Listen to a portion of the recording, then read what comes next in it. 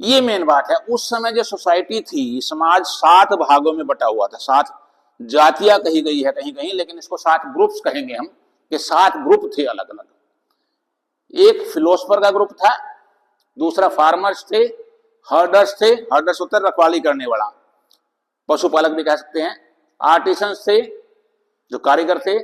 Military थी, सेना। ओवरसियर्स थे, जो देखरेख करते थे किसी भी प्रोजेक्ट की। और काउंसलर एंड असेसर्स, ये समझ लो राजा द्वारा नियुक्त होते थे। जो फिलोसफर थे नॉट न्यूमरस, ज्यादा संख्या नहीं थी इनकी।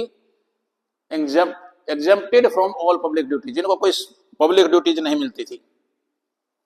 Believe to be most dear to the gods, ऐसा माना जाता था कि ये भगवान के ज्यादा नजदीक है, भगवान के प्यारे हैं। इंगेज टू ऑफर सेक्रीफाइसेस, ये जो भी क्रिया होती थी, मान लो कोई हवन यज्ञ कराना है, बच्चे का जन्म हो गया उसका संस्कार कराना है, फ्यूनरी राइट्स कराना है, अंत्येष्टि का प्रोग्राम कराना है, वो सारे के सारे ये फिलोसफर्स कराते थे। एंड दे गॉट गिफ्ट्स, और उनको बदले में गिफ्ट मिलती थी। At the beginning of the year they make prophecies about droughts, rain, storm and disease. कोई भी वर्ष जब शुरू होता था उससे पहले ही जो फिलोसफर है ये अपना अनुमान लगा करके बता देते थे कि भाई साल सूखा पड़ेगा, बारिश होगी, तूफान आएंगे, बीमारी फैलेगी। Based on these prophecies rulers and citizens make preparations.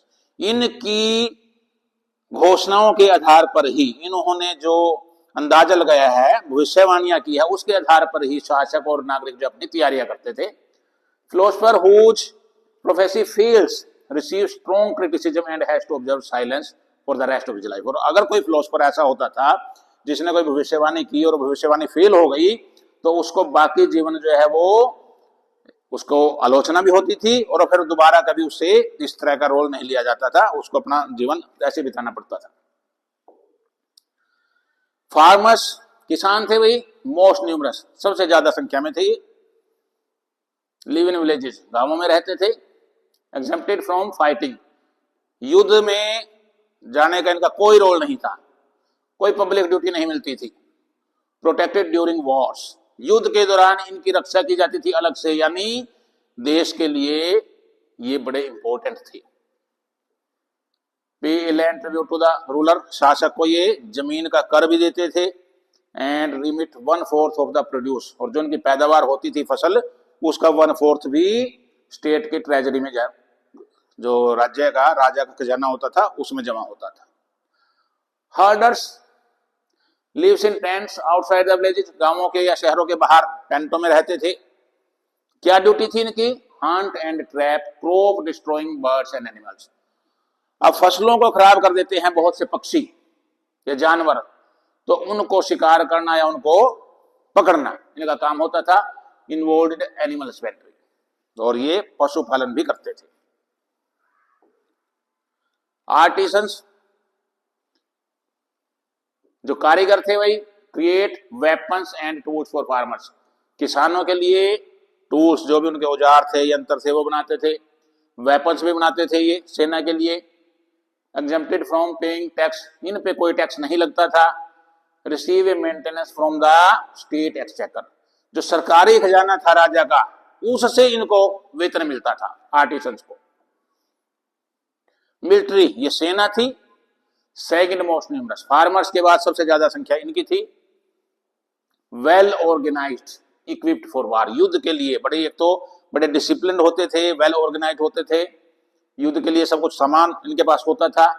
Indulge in amusement and idleness during peaceful times, जब युद्ध नहीं हो रहा होता था, शांति का समय होता था, तब ये क्या करते थे? अम्यूजमेंट, इनका काम कुछ नहीं था, निठल्ले बैठना, मनोरंजन करना।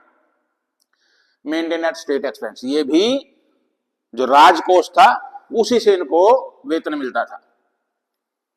ओवरसीयर, ओवरसीयर होता है, मान लो कोई प्रोजेक्ट है, राजा ने कहा भी यहां कोई नदी बनेगी, कुआं बनेगा, उस प्रोजेक्ट की जो देखरेख करेगा वो ओवरसीयर था। कैरी आउट एडमिनिस्ट्रेटिव टास्क, प्रशासनिक कार्य करते थे भाई।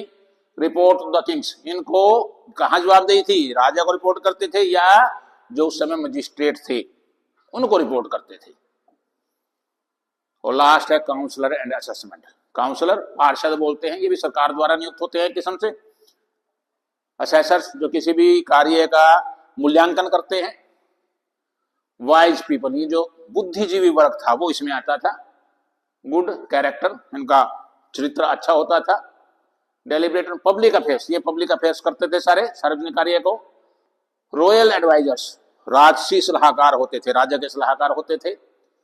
स्टेट ट्रेजरर्स, जो सरकारी खजाना है वो भी इन्हीं के अंदर होता था। डिस्प्यूट आर्बिट्रेटर्स, कोई डिस्प्यूट हो गया उसको सुलझाने का काम करते थे, यानी मजिस्ट्रेट का काम भी यही करते थे, चीफ मजिस्ट्रेट से। लिस्ट नंबर, संख्या इनकी बहुत कम होती थी बट मोस्ट रिस्पेक्टेड, लेकिन सबसे